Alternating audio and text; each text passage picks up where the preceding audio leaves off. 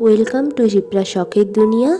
আজ আমি আপনাদের সাথে শেয়ার করব বাড়িতেই ছানা দিয়ে তৈরি দুর্দান্ত স্বাদের এক মিষ্টির রেসিপি, ছানা শীতল। প্রথমে দুধ গরম করে কয়েক ফোঁটা লেবুর রস দিয়ে ছানা কাটিয়ে নিন। এরপর জল ঝরিয়ে ছানাটা আলাদা করে রাখুন। একটা তাওয়ায় সামান্য পরিমাণে সুজি ও আটা হালকা ভেজে নিন।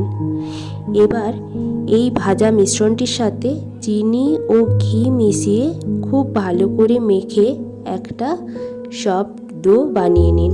ডো সেট হওয়ার জন্য 20 মিনিট ঢাকা দিয়ে রেস্টে রাখুন। অন্য একটা পাত্রে জল ও চিনি ফুটিয়ে একটি পাতলা চিনির শিরা তৈরি করে নিন।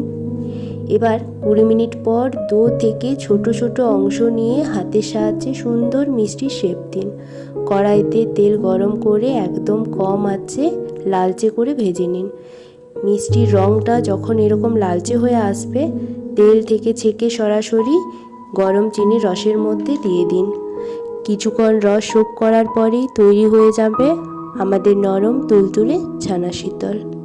রেসিপিটা কেমন লাগলো অবশ্যই জানাবেন।